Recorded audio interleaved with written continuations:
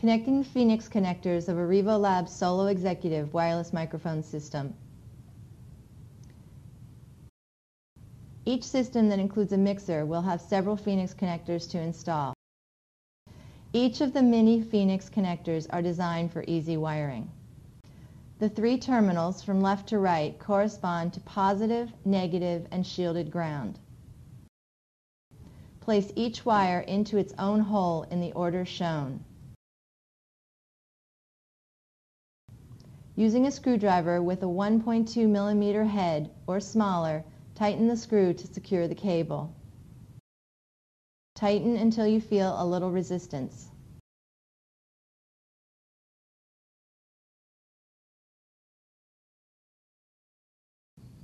Once you have done this for all the connectors, line them up and secure them into the base station.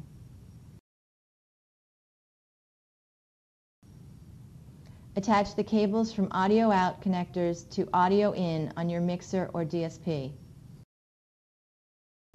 Once you're done, check to ensure that the microphones are working.